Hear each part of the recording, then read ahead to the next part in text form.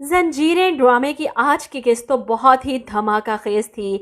रबिया का इस तरह जंगल में भागना और मौके पर पहुंचकर सरबुलंद का इसे बचाना, और अगली किस्त भी यूं ही मुझे लगता है जंगलों में ही गुजर जाएगी। सरबुलंद इसके लिए परेशान पहले तो इन लोगों से बचाने की कोशिश करता रहा, सारा दिन गुजर गया, सारी रात छुपते छुपाते फिर रहे हैं। और ऐसे में जब मौका मिलता है तो सरबुलंद रबिया से सवाल करता है, मैं पूछ सकता हूँ कि तुम यहाँ इन जंगलों में क्या कर रही हो, वो भी हमारे दुश्मन के इलाके में। ऐसे में रबिया जवाब देती है कि मैं सिर्फ अपने बारे में सोच रही थी, तुम खुद इतनी मुश्किल में थे, इसके बावजूद भी तुमने मेरा इतना ख्याल रखा। वो मज़ीद सरबुलंद को अपनी ही वजह से परेशान नहीं करना चाहती थी, इसीलिए तो हवेली से निकल गई थी। और वैसे भी सुराब की बीवी ने जितनी बातें सुनाई थी, कोई भी इज्जत और गैरत वाली लड़की ढीठ बनकर कैसे वहीं बैठी रहती। लेकिन रबिया को अंदाज़ा नहीं था कि हवेली से बाहर जंगल है और जंगल में सारे शिकारी कुत्ते।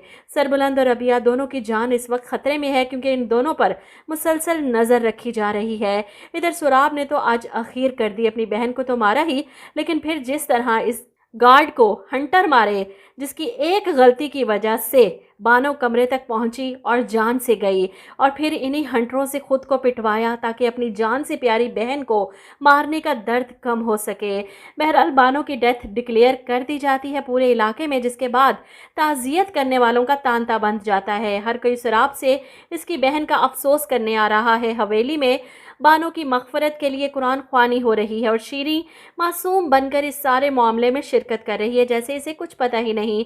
हवेली में अब बचा ही क्या है, सब तो मारे गए, और वहीं सरबुलंद गायब है। इसके आदमी हर जगह तलाश कर रहे हैं अपने सरदार को। वहीं शीरीन सुराब की बीवी को आकर बताती है कि वो लड़की जरमाला अपने कमरे में नहीं। इस पर सुराब की बीवी कहती है, छोड़ो उस मनहूस को, दफा करो, वो वैसे ही बहुत थक चुकी है सारा दिन औरतों के साथ बैठ बैठ कर। सरबुलंद पहले ही नहीं मिल रहा, ऊपर से रबिया के गायब होने पर सुराब इन दोनों पर इल्ज़ाम लगाएगा कि इन दोनों की मिली साजिश है, इन दोनों ने मेरी बहन को मारा है, कहाँ चले गए ये दोनों अचानक से। ऐसे में आप देखेंगे कि सरबुलंद रबिया से खड़ा बातें कर रहा था कि अचानक से गन पकड़े कोई सरबुलंद के पीछे आकर खड़ा हो जाता है, इसकी गर्दन पर गन तान कर। इससे पहले कि वो सरबुलंद को गोली मारता, सरबुलंद सरदार के आदमी इस शख्स को मार देते हैं दूर से ही निशाना लेकर, और अपने सरदार को बचा लेते हैं। रबिया गोली चलने से कांप जाती है, आंखें बंद कर लेती है, ऐसे लगा कि सरबुलंद को गोली लगी। लेकिन जब खौफ के मारे बंद आंखें खोलती है तो सरबुलंद से सही सलामत इसके सामने ही खड़ा था, रबिया को तसल्ली देते हुए कि सब ठीक है, कुछ नहीं हुआ। सरबुलंद के आदमी परेशान कि अगर हम मौके पर ना पहुंचते तो इस वक्त कुछ भी हो सकता था। बहरहाल सरबुलंद रबिया को लेकर हवेली वापस नहीं जाएगा।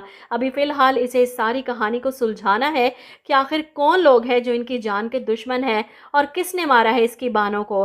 अब सुराब की हकीकत सामने आ जानी चाहिए, क्योंकि हवेली में तो कोई बचा ही नहीं जिंदा सलामत। अब सिर्फ सरबुलंद है या बीबी जान है।